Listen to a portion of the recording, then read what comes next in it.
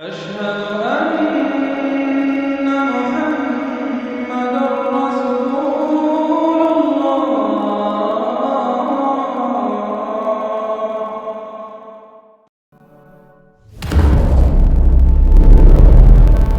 The hadith is in Sahih Muslim that our Prophet ﷺ came across the Sahaba one day. They were sitting in the masjid. He came and they were having a heated discussion. So he said to them, "What are you discussing?" So they said, "We are talking about when Qiyamah will happen. We're talking about making a guess, when will Qiyamah happen?" So the Prophet ﷺ said, "Qiyamah will not happen until you see its 10 signs." So now he said there are 10 signs that are directly linked to Qiyamah.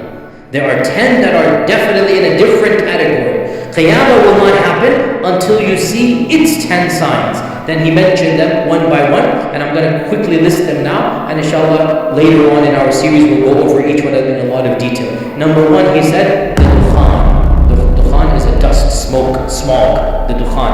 And by the way, all 10 of these are specific. These are not trends. All 10 of these are one-off incidents.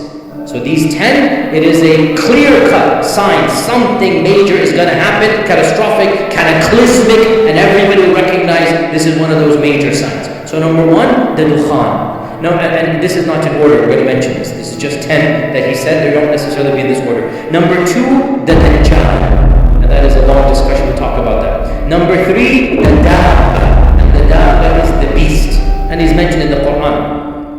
Number four, the rising of the sun from the west. So the sun rises in the east, that's in the west. One day it will rise from the west. Number five, the coming down of Isa ibn Maryam. Okay, this is a specific incident, and that is not ambiguous at all, very clear. Number six, Ya'juj and Ma'juj, and the coming of Ya'juj and Ma'juj.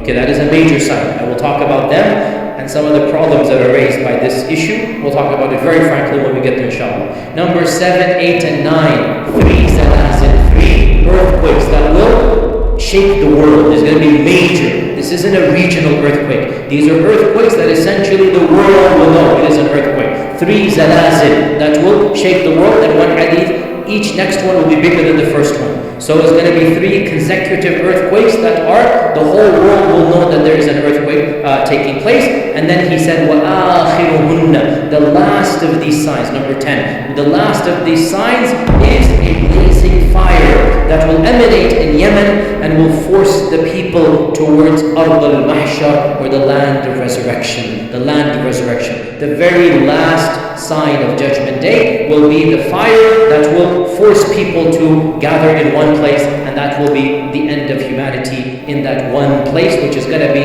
in Bilad al-Sham, as we will come to when we come to it. In another hadith he said, anytime one of these 10 comes, expect the other to come immediately after. So these 10 are like dominoes, one after the other. These 10, when the first one comes, khalas, the rest are going to follow very, very quickly. And the first of these 10, without a doubt, is the coming of Isa ibn Maryam. This is the first of these 10. The first of these 10 is the coming of Isa ibn Maryam. And when Isa comes, the rest of these are going to come one by one, and that's it. Qiyamah will take place very shortly after the coming of Isa ibn Maryam.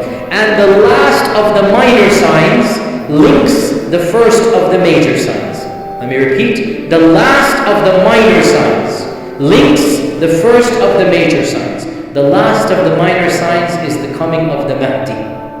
The coming of the Mahdi is the last of the minor signs.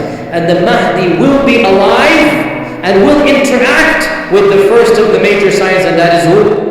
Isa ibn Maryam. So the Mahdi and the Isa will coexist at the same time, same place, interact with one another, and it is literally as if the minor is coming to an end and the major is beginning, and then that's it, the rest will go from there until Qiyamah.